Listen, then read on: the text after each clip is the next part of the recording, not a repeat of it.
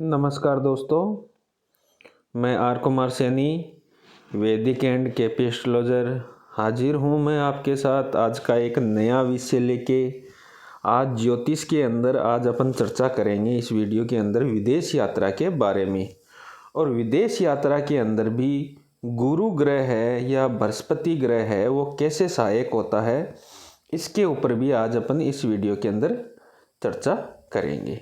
तो सबसे पहले अपन जानते हैं, समझते हैं कि विदेश यात्रा किन किन भावों से देखी जाती है। जैसा कि ज्योतिष के अंदर तीसरे भाव से, यानी ये जो तीसरा भाव है इससे छोटी यात्राओं की गणना की जाती है, और जो नवम भाव होता है उससे लंबी दूरी की यात्राओं का वर्णन किया जाता है या गणना की जाती है। और जो 12वां भाव होता है ये विदेश यात्रा का होता है, यानी 12वें भाव से विदेश यात्रा देखी जाती है। और जो सप्तम भाव है ये विदेश यात्रा का मार्ग बताता है कि ये मार्ग कौन सा होगा, उनका जल मार्ग होगा या वायु मार्ग होगा या अन्य कोई मार्ग होगा, चाहे वो सड़क परिवहन के माध्यम से हो या अन्य कोई माध्यम हो। तो मार्ग वो कौन सा होगा विदेश जाने का, वो बताता है सप्तम भाव। तो कुंडली के अंदर विदेश यात्रा की गणना के लिए अपन को तीसरे भाव की, नवम भाव की और 12वें भाव की गणना करनी आवश्यक है, और मार्ग देखने के लिए सप्तम भाव की गणना आवश्यक है। साथ ही साथ अपन को लगन और लग्नेश का महत्व पता होना चाहिए और लग्नेश की स्थिति का अपन को पता होना चाहिए। चलिए अपन शुरू करते हैं। एक उदाहरण के तौर पे कुंडली लेते हैं और देखते हैं कि उस कुंडली के अंदर विदेश यात्रा का योग कैसे और किस कारण बना। उदाहरण के तौर पे अपन एक कुंडली लेते हैं जो 28 मार्च 1984 का जन्म है, 6:43 सुबह की। इस जन्म कुंडली के अंदर सबसे पहले अपन को देखना है कि लगन कौन सा है। लगन यहाँ पे मेष लगन, यानी 1 नंबर जो राशि होती है वो मेष लगन है, और लग्नेश है वो मंगल है, और वृश्चिक राशि के अंदर बैठा है। वृश्चिक राशि भी मंगल की अपनी राशि होती है। तो लग्नेश है वो जल तत्व राशि के अंदर बैठा हुआ है केतु के साथ में। एक चीज, अब इस चीज से एक चीज तो कंफर्म हो गई है कि लग्नेश अष्टम भाव के अंदर बैठना विदेश के माध्यम से भी धन लाभ करवाता है। दूसरी चीज कि तीसरे भाव का स्वामी यहाँ पे बुध बनता है, और बुध यहाँ पे लगन के अंदर बैठा हुआ है, यानी मेष राशि के अंदर, अग्नि तत्व राशि के अंदर बुध बैठा हुआ है। छोटी यात्रा का जो कारक है बुध यहाँ पे। दूसरी चीज इसमें देखते हैं, नवम भाव का स्वामी जो लंबी दूरी की यात्रा का बताता है वो है गुरु। यहाँ पे गुरु नवम भाव का स्वामी बनता है, वो नवम के अंदर ही बैठा है। लेकिन गुरु है वो 2 राशियों का स्वामी होता है। एक तो उसकी धनु राशि होती है 9 नंबर राशि, एक उसकी मीन राशि होती है 12 नंबर राशि। तो यहाँ पे गुरु है कुंडली के अंदर 2 राशियों का स्वामी होता है, और इनकी दोनों राशियाँ गुरु की एक तो 9वें भाव के अंदर पड़ रही है, एक 12वें भाव के अंदर पड़ रही है। तो यहाँ पे 12वां भाव है वो विदेश यात्रा का होता है, और 9वां भाव है वो लंबी दूरी की यात्रा का होता है। तो ये जो स्थिति बन रही है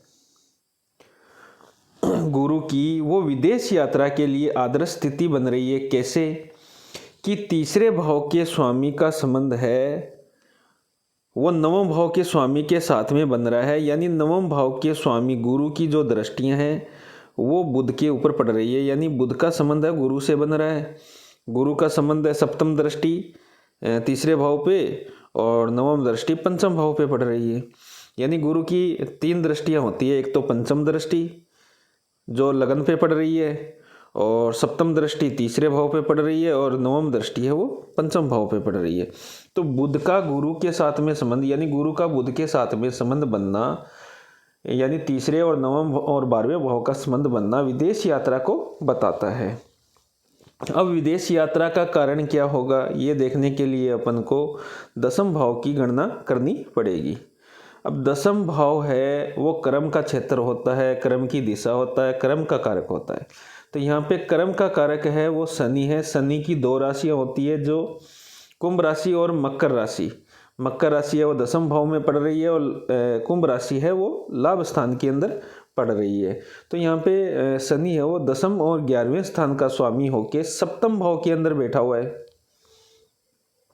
सप्तम भाव के अंदर तुला राशि पड़ रही है। तुला राशि है वो वायु तत्व राशि होती है और शनि का यहाँ पे बैठना यानी वायु मार्ग से होके व्यक्ति जाएगा। कौन से प्रदेश के अंदर जाएगा? शनि बर्फीले स्थान के अंदर। मंगल जिसके ले बैठा हुआ है जल तत्व राशि, लग्नेश बैठा हुआ है जल तत्व राशि के अंदर, यानी मंगल लग्नेश की स्थिति बता रही है कि आसपास जल की स्थिति होगी, जल का भंडार होगा, यानी कोई सागर समुद्र नदियां वगैरह आसपास उस देश की होगी बड़ी फेमस। और जो जाने का मार्ग है वो होगा वायु का, यानी व्यक्ति है वायु मार्ग से होके लंबी दूरी की यात्रा करेगा। अब लंबी दूरी की यात्रा कैसे करेगा? क्योंकि गुरु है वो बहुत लंबी यात्राओं का कारक भी होता है, यानी बहुत दूर जैसे अमेरिका, जर्मनी, जापान, जो दूर दूर के देश हैं उनकी यात्रा का जो कारक, यानी जितनी लंबी ज़्यादा दूरी की यात्रा होगी उनका कारक वो गुरु होता है। और गुरु यहाँ पे नवम का स्वामी है और 12वें का स्वामी भी बना हुआ है। ये एक आदर्श स्थिति बनी हुई है। तो यहाँ पे गुरु है वो बहुत ज़्यादा लंबी दूरी की यात्रा कराने के लिए अग्रसर है और कुंडली के अंदर बहुत ज़्यादा लंबी दूरी की यात्रा कराने में सहायक है। कर्म स्थान का स्वामी है, सप्तम भाव के अंदर बैठने का मतलब है कि ये जो यात्रा है व्यापार के लिए, नौकरी आदि के लिए होगी, क्योंकि शनि है वो नौकरी आदि का कारक भी होता है। अब दूसरी चीज इसके अंदर अपन को देखनी है नवमांश के अंदर स्थिति। नवमांश के अंदर है गुरु है वो भी 9वें भाव का स्वामी और 12वें भाव का स्वामी ही बनता है और 6ठे भाव के अंदर बैठ के गुरु की सप्तम दृष्टि 12वें भाव के अंदर पड़ रही है। ये भी एक अच्छी स्थिति मानी जाती है। दूसरी, इस कुंडली के अंदर अपन को देखना है कि लगन के अंदर अग्नि तत्व राशि के अंदर बुध, शुक्र और शनि की युति बनी हुई है, ये बताता है। प्लस इसके पंचम भाव के अंदर मंगल और चंद्रमा की युति नवमांश कुंडली के अंदर ये बताता है व्यक्ति का कार्य है वो टेक्निकली वर्क करने वाला, चाहे वो कंप्यूटर साइंस का कार्य हो या टेक्निकली जो भी कार्य हो उससे संबंधित कार्य करने वाला है। अब अपन को देखना होता है महादशा। तो कुंडली के अंदर 2008 से के बाद है वो 17 मार्च 2008 के बाद गुरु की महादशा शुरू हो गई और गुरु है इनको विदेश यात्रा करवाने में भी सहायक है, यानी महादशा भी व्यक्ति को विदेश यात्रा के लिए सपोर्ट कर रही है। और अब इसके अंदर अपन देखना चाहते हैं कि अंतर्दशा किसकी चल रही है। तो यहाँ पे इनकी इस कुंडली के अंदर जातक की 23 अक्टूबर 2021 के बाद में राहु की अंतर्दशा शुरू हो गई, यानी गुरु की महादशा और राहु की अंतर्दशा चल रही है। राहु इनकी कुंडली के अंदर लगन चार्ट के अंदर है, वो कहाँ पे बैठा हुआ है ये देखना है अपन को। वृषभ राशि के अंदर, यानी राहु वृषभ राशि के अंदर बैठा हुआ है और राहु का गोचर भी वर्तमान के अंदर वृषभ राशि के अंदर चल रहा है और गुरु का गोचर है वो लाभ स्थान के अंदर चल रहा है और शनि का गोचर है वो 10वें स्थान के अंदर पड़ रहा है। शनि की तीसरी दृष्टि है वो 12वें स्थान के ऊपर पड़ रही है। तो गुरु का गोचर भी और शनि का गोचर भी और राहु का गोचर भी ये स्थिति उत्पन्न कर रहा है कि व्यक्ति का विदेश यात्रा हो गई, यानी जो जातक की 23 अक्टूबर के बाद है विदेश यात्रा की आदर्श स्थिति बन रही है। अब मैं एक इस विषय के ऊपर एक उपाय भी बताना चाहता हूँ कि ये तो एक आदर्श स्थिति हो गई, इस व्यक्ति को तो ज़्यादा उपाय करने की कोई आवश्यकता नहीं होगी विदेश यात्रा के लिए। लेकिन कई बार ऐसी कुंडलियाँ भी होती है जिनको बार बार कोशिश करने के बाद भी विदेश यात्रा का सौभाग्य नहीं मिल पाता है, तो उन व्यक्तियों को क्या करना चाहिए।